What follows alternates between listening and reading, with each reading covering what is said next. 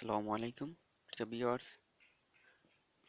আপনাদের জাতীয় বিশ্ববিদ্যালয়ের শিক্ষার্থী যারা আপনাদের জন্য সুখবর হচ্ছে, জাতীয় বিশ্ববিদ্যালয় তাদের কার্যক্রম শুরু করে দিয়েছে। অনার্স চতুর্থ বর্ষের স্থগিত পরীক্ষা শুরু হবে আগামী 16ই জানুয়ারি। যাদের অর্ধেক পরীক্ষা গত বছর ফেব্রুয়ারি মার্চের দিকে হয়েছিল, তাদের বাকি পরীক্ষাগুলো শুরু হবে 16ই জানুয়ারি থেকে ক্রমাগতভাবে। রুটিন প্রকাশিত হয়েছে ইতিমধ্যে।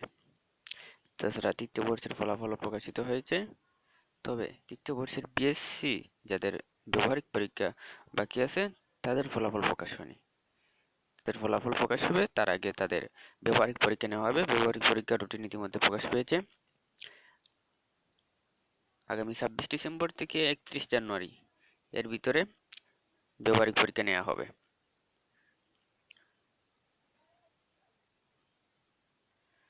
তাই সবাইকে পূর্ণ প্রস্তুতি নেওয়ার জন্য অনুরোধ জানাচ্ছি।